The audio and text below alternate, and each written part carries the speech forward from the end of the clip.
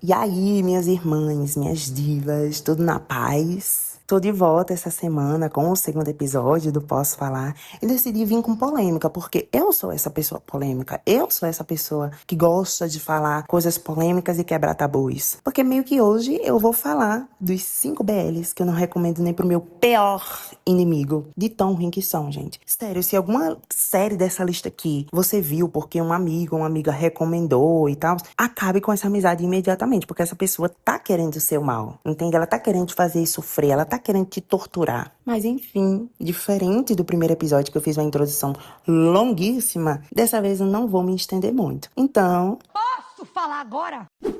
e a primeira bomba que eu separei aqui pra trazer pra vocês nesse segundo episódio foi a Addicted Heroine, da Tailândia, de 2024. E eu separei só 5 nesse episódio, gente, pra não ficar muito longo. Mas tem mais, tá? Tem mais, porque a diva aqui, ela já sofreu vendo muita bomba audiovisual. Como eu não gosto de dropar nada, eu fui firme e forte até o final. E é a Addicted Heroine que vai abrir essa ilustríssima lista que eu separei pra vós. E já de início, né, eu preciso explicar o porquê eu frisei que era a versão Tailândia e não a versão chinesa. Porque, gente, a primeira versão da série, a chinesa, ela nunca foi finalizada, sabe? A China, ela fez esse favor de banir essa série antes do fim. Então a gente nunca vai saber o final, a menos que alguém leia a novel, que tá completinha. O que não é o meu caso, porque se num formato já é ruim, quem é que vai me garantir que no outro também não é? Na história, a gente acompanha o Hiro, o personagem do August, que é um garoto rico, filho de general, e que tá meio putinho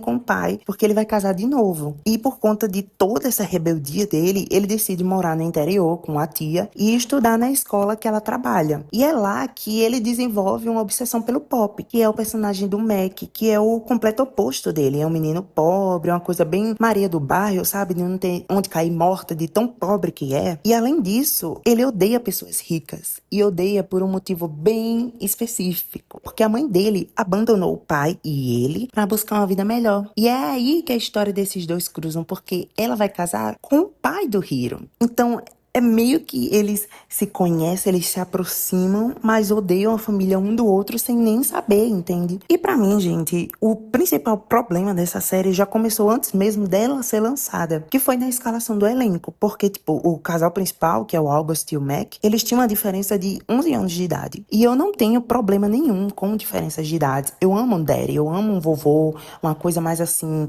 no fim da vida, que você tem que cuidar mesmo. Mas, nesse caso aqui, eu tive problema, porque o protagonista, o Mac, ele tinha 17 anos na época. Ou seja, ele era de menor. E Addicted não é uma história leve, é uma história muito pesada. Tanto a própria autora já falou que se arrepende de certas coisas que ela escreveu, entende? Então, como é que você, como um diretor de escalação, enfim, coloca um menor de idade pra contracenar uma história desse tipo? E ainda tem a questão de como você acha normal colocar um adulto de 28 anos pra ser o par romântico de alguém de 17. Pra mim não faz o menor sentido. Você vai ter que podar muita história. E foi aí que meio que eu já sabia que as coisas não iam dar certo, né?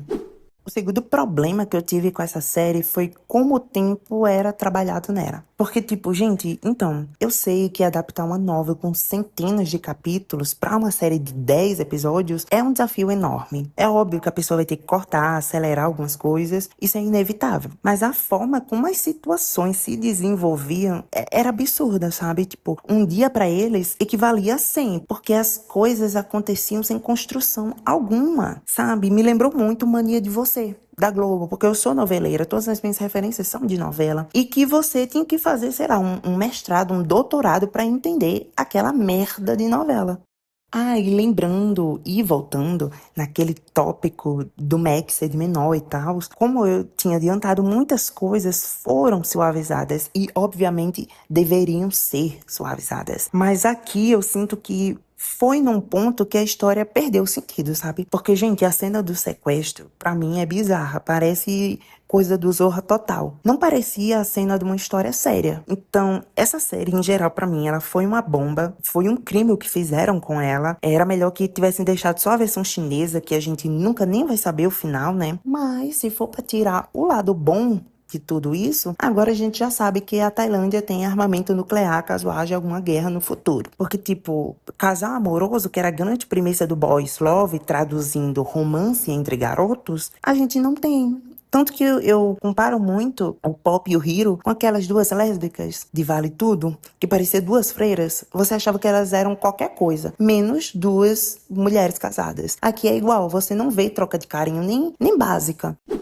A segunda bomba dessa minha listinha é Love Sia. E meio que essa foi a minha primeira série, né, assistindo os Forte Pit. E eu já adianto, gente, que se fosse para eles ganharem algum dinheiro comigo, vendo essa série, eles iam ter que fazer um cadastro único, ter que pedir um Bolsa Família pro Lula. Porque, gente, de mim eles não ganhariam um centavo, porque essa série é muito ruim. Tortura psicológica, não é entretenimento. Porque na história nós temos o Tom Kra, que é o personagem do Pete, que é um escritor famoso e tá com um bloqueio criativo e vai meio que à força para uma ilha para tentar se inspirar, sabe? E lá ele conhece uma Hassamut, que é interpretado pelo Forte, obviamente, que ele é um guia turístico do local. E já de cara esse homem se apaixona pelo Tom Kra, sabe? Ele tava com os 4 pneus arriados pra esse menino. Até aí, ok, né? A gente não manda no coração. Mas o que eu sinto, que o grande problema da série é que, a partir daí, ela entra num loop, uma coisa infinita, e se recusa a sair do lugar. Porque eu comecei a série até gostando, mas depois eu parei de gostar, eu desisti da série. Depois eu voltei, porque, como eu já disse, eu odeio dropar as séries. Então, quando eu voltei, eu percebi o motivo que me fez ter desistido. Era porque todo episódio parecia ser o mesmo episódio. Tinha o Tom Kra com seus bloqueios emocionais, tinha uma Hassamut praticamente se humilhando pra conquistar ele, e o Tom Kra ficava naquele ciclo eterno. Ai, eu gosto de você, mas eu não quero.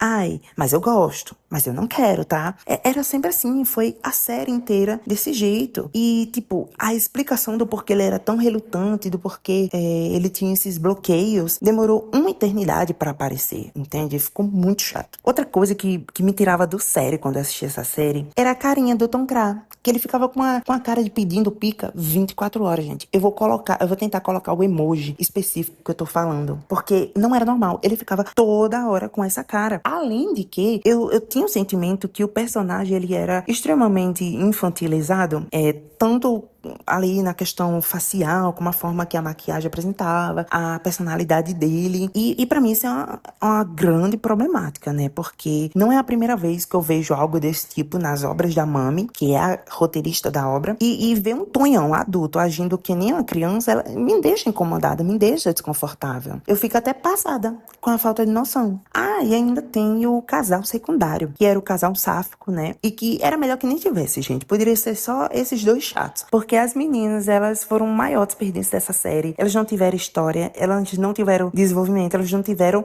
nada. Elas só eram usadas pra ser o alívio cômico da série. E nem isso elas conseguiam cumprir, porque o roteiro era muito chato nas partes que deveriam ser de humor. E por fim, que pra mim pesou também muito, era o hot excessivo. Gente, eu não sou fiscal de hot, eu sei que BL significa amor entre garotos e que a gente vai ter o desenvolvimento de um romance. E por causa disso, talvez a gente tenha cenas íntimas, mas em Love Sia, dava pra perceber claramente quando a Mami olhava pro episódio, assim, quando tava gravando, via, tipo assim, ainda não deu 40 minutos, então tira a roupa deles, bota eles pra se pegar. Aí a gente fechou o episódio bonitinho, porque era em todos os episódios, sem falta. Inclusive, o episódio especial foi vendido com essa premissa de ter um hot mais explícito. Então, tipo, gata, a gente percebe quando aquele negócio tá ali só pra engajar no Twitter, só pra tagzinha subir. Eu tô nesse mundinho dos boys lovers há quase 8 anos. Dá pra notar, a gente entende, a gente já tá velha, já é bicha kakura desse babado. E foi exatamente por isso e muitas mais coisas que eu odiei Love Sia. Não é à toa que eu só consegui assistir a série quando eu coloquei ela no 2x, porque senão eu tenho quase certeza que eu teria desistido pela segunda vez de ver essa série, de tão ruim que ela é. Agora, para fazer companhia a Hiroshima e Nagasaki, nós temos Modern World, que é um drama da Prime Video japonês e de 2022. E quando eu soube que era da Prime, eu até fiquei animada, sabe, gente? Porque eu pensei, vai ter mais orçamento, mais liberdade criativa. Mas depois de ver essa série, eu preferia até que eles não tivessem orçamento nenhum. Porque assim, essa série nem saía do papel. Porque na história, a gente acompanha a Mieko e o Makio, que é os personagens da Ryoki e do Yuzu. E os dois são amigos de infância, que estão prestes a entrar na universidade. E aí eles conhecem o Eiji, que é interpretado pelo Daisuke, que aliás eu acho ele um primor de bonito, que é um universitário que mexe com os sentimentos dos dois. Primeiro do Makio, mas a Mieko também se apaixona por ele. E é aí que começa o meu primeiro problema com essa série, que eu já trouxe aqui no primeiro episódio, que é colocar uma mulher como pivô da separação numa série que tem como foco um casal homossexual. Gente, isso é muito datado. É uma coisa assim que a gente viu em 2010. Tipo, você é um roteirista, um diretor super renomado e você entrega isso, essa coisa meia boca, mas tinha como piorar. E piorou, porque o roteiro eu achei confusíssimo. Eu entendo, né, que a adolescência é esse turbilhão de emoções. Eu sei disso muito bem porque eu estou nessa fase. Eu sou uma garotinha de 2010, então eu entendo muito bem como é viver a adolescência. E talvez eles até quisessem transmitir essa confusão, mas eu sinto que existem formas melhores de você transmitir isso, e não com um roteiro que você, toda cena, tinha que voltar para assistir 2 vezes, porque senão você não entendia o que estava acontecendo ali. Eu acho que a única coisa que salvou o meu tempo foi que os episódios eram menos de 30 minutos, porque se fossem 40, 50 e eu tivesse recebido o final que eu recebi, gente, eu não estaria mais aqui para contar a história. Gabi já tinha virado estrelinha. Mas, pra mim, o que decretou que esse BL, se é que a gente pode chamar assim, uma bomba mesmo, foi a cena íntima que teve entre os três. Sim, você não ouviu errado, entre os três. Porque o contexto por trás envolve o pai homofóbico do Eiji, que sempre vinha com aquele discurso de tipo, você é gay porque você não encontrou a mulher certa. E no final, a série resolveu dar razão pro pai dele, porque, literalmente, depois que eles três ficaram, a Mieko engravidou, o Eiji ficou com ela, eles formaram, né, uma família tradicional japonesa e conservadora, e o Makio foi jogado fora, foi jogado de escanteio. Nem parecia que ele era o protagonista da série. Fora que em nenhum momento a série trabalhou a sexualidade do Eiji. Tipo, nenhum momento mesmo. A gente não sabia se ele era gay, se ele era bi ou qualquer outra coisa. Eles simplesmente ignoraram isso e no final o roteiro concluiu. Ele era hétero mesmo, só precisava da mulher certa. Essa série ela é de 2022, ou seja, 4 anos atrás. Nessa época o Japão já produzia BLs maravilhosos. Então, pra mim, não existe desculpa que justifique um roteiro assim ter passado, e muito menos a Prime Video ter achado uma boa ideia produzir ele, entende? Foi uma bosta, uma decepção total. Agora, o quarto e talvez o mais polêmico BL dessa lista é Love in the Air, também da Mami. Sim, a querida, ela tem um negócio, ela não sabe fazer roteiro direito. Porque na história a gente tem o Rain, que é o personagem do No, que é um menino fofinho, que não consegue conquistar as garotas, e a única mulher que ele amava mesmo era apaixonada pelo Payu, que é interpretado pelo Boys, e que também é um veterano da universidade. E por alguma reviravolta do destino, que agora eu não me lembro, e eu obviamente não iria rever essa bomba para trazer pra vocês, é que o Rain, ele decide se vingar, e o plano dele simplesmente é fazer o Payu se apaixonar por ele em 30 dias. E, gente, eu não assisti essa série na época, né, que ela foi lançada. Eu deixei pra assistir bem depois, porque essa série, ela é muito bem falada no falecido Twitter, né? Falavam que era, assim, a melhor coisa, era uma obra-prima. Então, eu guardei pra assistir depois, porque eu tenho essa mania de deixar o melhor pro final. Então, eu também achei que ia ser creme de la creme. Mas, pelo visto, eu assisti de olhos fechados. Ou são as pessoas mesmo que não têm um bom gosto. Porque, vendo a série, eu sinto que o primeiro arco foi muito apressado. Mas, tipo, muito apressado. A aposta de, eu vou te conquistar em um mês, meio que surgiu do nada, sabe? Não teve uma construção. O Rain simplesmente acordou, chegou e falou isso. Ponto final. Dava pra sentir a Mami quando ela tava no quartinho dela, escrevendo o roteiro, dela pensando assim, nossa, eu quero chegar logo nessa parte, então eu não vou pensar muito no que vem antes.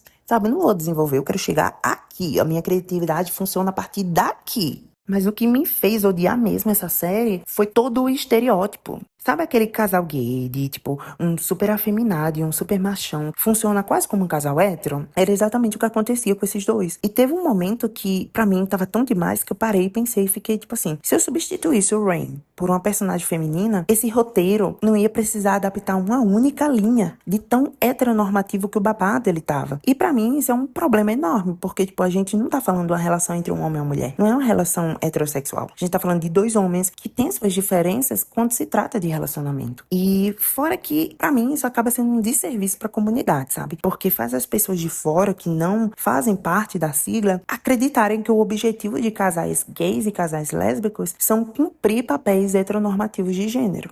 Já o segundo arco, que é com o Sky e o Papai, que são os Forte Pit que fizeram Love Sia, que eu já falei que foi uma bomba, até tinha uma história, sabe? Até tinha um roteiro mais trabalhado, trouxe ali algumas camadas pra trabalhar os traumas do Sky, afins. Teve uma cena dele sendo... Eu meio que sussurrei aqui porque não posso falar essa palavra, né? Que foi muito pesada, sabe? Mas do mesmo jeito que acontecia com o Tom Kra, eu sinto que o Sky, ele era extremamente infantilizado e chegava a me deixar desconfortável, sabe? O personagem do Pete parecia às vezes ter uns 10 anos. Você não via um homem adulto, você via uma criança. Tipo, pra mim, eu ficava assistindo e eu ficava tipo assim, gente, não tem salário no mundo que pagaria a humilhação de fazer um papel como esse, sabe? Assim como a outra, eu também assisti essa série aqui no 2x, porque se eu não assistisse no 2x, gente, eu não ia ter terminado, porque são 13 episódios, se eu não me engano, ou 14, ou seja, são muitos episódios. E pra fechar essa minha lista maravilhosa, a gente vai fazer uma viagem pra China com Tio Desconhecido, porque sim, eu me recuso a falar o nome dessa série, que é em inglês, porque a minha pronúncia é péssima e eu tenho consciência disso, né? Então eu não vou passar vergonha aqui.